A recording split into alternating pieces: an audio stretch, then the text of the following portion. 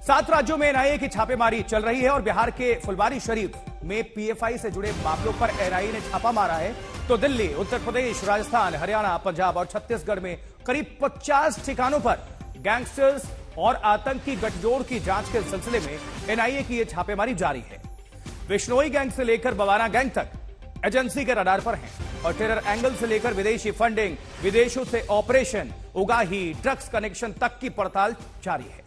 और माना जा रहा है कि ऑस्ट्रेलिया से लेकर अमेरिका, कनाडा तक से गैंगस्टर्स ऑपरेशन को अंजाम दे रहे हैं और एजेंसियों की प्लानिंग है कि विदेशों से लेकर स्थानीय स्तर तक इन सब में जमे जमाए गैंग की कमर तोड़ दी जाए। 2 तस्वीरें। 5 राज्यों में यह छापेमारी एनआईए की और 50 ठिकाने इसमें शामिल हैं, जिसमें दिल्ली, पंजाब, हरियाणा, राजस्थान, उत्तराखंड, उत्तर प्रदेश के ये ठिकाने हैं और हर एंगल से तफ्तीश लगातार जारी है। ये कार्रवाई बीच बीच में होती रहती, लेकिन अब तक की अभी फिलहाल ये बहुत बड़ा ऑपरेशन, क्योंकि 5 राज्यों में एक साथ 50 ठिकाने पर एनआईए की ये जांच पड़ताल यानी कि छापेमारी चल रही है। तो गैंग्स को विदेशों से भी फंडिंग का ये पूरा मामला, विदेशों से गैंग का ऑपरेशन, टेरर एंगल को लेकर भी तफ्तीश और ड्रग्स गैंगस्टर का भी कनेक्शन, वारदातों में शामिल होने का इन लोगों पर शक है। यानी कि जिस तरह से गैंगस्टर्स के मददगारों पर छापेमारी हो रही है, पूरी जो नेक्सस से गैंगस्टर से उनका खुलासा और उनके कमर को तोड़ दिए जाने की ये पूरी तैयारी, पूरी प्लानिंग एनआईए ने कुछ इसी तरह से ये छापेमारी को अंजाम दिया है।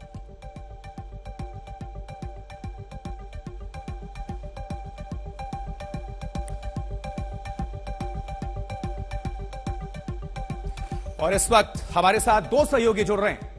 चंडीगढ़ से कमलजीत संधू जुड़ रही हैं और साथ ही हिमांशु मिश्रा दिल्ली से जुड़ रहे हैं। हिमांशु, किस तरह से ये छापेमारी अभी आप देखने को आपको मिल रहा है और क्या कुछ इस पर सूचना मिल रही है?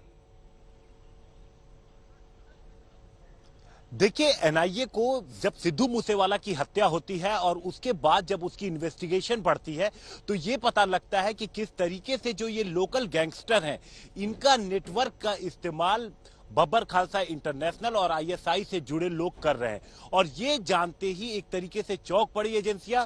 उसके बाद दिल्ली पुलिस ने यूएपीए के तहत एक केस दर्ज किया और फिर एनआईए ने इस जांच का जिम्मा संभाला और पहली बार 12 सितंबर को रेड पड़ी थी।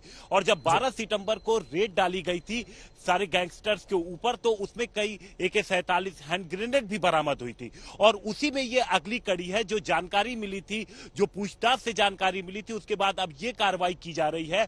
दरअसल ये निकल करके आया कि किस तरीके से हथियार इन तक पहुंच रहे हैं और जो ड्रग्स है, ड्रग्स का नेटवर्क इनका इस्तेमाल किया जा रहा है। और तीसरी चीज जो आईएसआई है, वो इन गैंगस्टर की जो लोकल जो नेटवर्क है उसका किस तरीके से इस्तेमाल कर रहे हैं। बेसिकली ये समझने की कोशिश हो रही है, न सिर्फ ड्रग्स की पूरे मामले को समझने की। तो कई जगहों पर रेड चल रही है। आप इस पर नजर पर आके रखें हिमांशु। एक बार जल्दी से हम अपडेट ले लेते हैं, चंडीगढ़ का रुख करते हैं।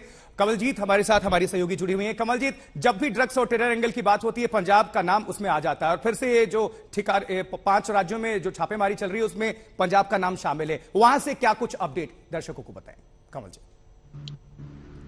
देखिए, पंजाब में 10 जगह पे छापेमारी चल रही है, हरियाणा में भी 10 जगह पर है और उसके बाद चंडीगढ़ में 1 जगह पे छापेमारी चल रही है। और इसका नतीजा ये है, क्योंकि ये जो गैंगस्टर्स हैं सिर्फ गैंगस्टर्स नहीं है, इनका एक टेरर सिंडिकेट के साथ भी नेटवर्क है। यानी जितने कोई ड्रोन से आईडीज आ रहे हैं, ड्रग्स आ रहे हैं, वो सारे इन्हीं गैंगस्टर्स के हाथों आ रहे हैं। उसके अलावा ये लोग जो म्यूजिशियंस हैं, आर्टिस्ट हैं, चाहे बिजनेसमैन हो, उनको टारगेट बना रहे हैं, फिरौती ले रहे हैं। तो सर से पानी जैसे उठ सा गया है और इस वजह से जरूरत हुई है कि सेंट्रल एजेंसी है, एनआईए है, इसमें केस करें। आपको बता दें, जो डीजी एनआईए है दिनकर गुप्ता है, वो पंजाब काडर से ही है। और पिछले कुछ दिनों में जिस तरह से दिशा निर्देश आए हैं होम मिनिस्टर अमित शाह से, उन्होंने साफ कर दिया कि इस तरह का जो गैंगस्टर टेरर सिंडिकेट है ये खत्म होना चाहिए।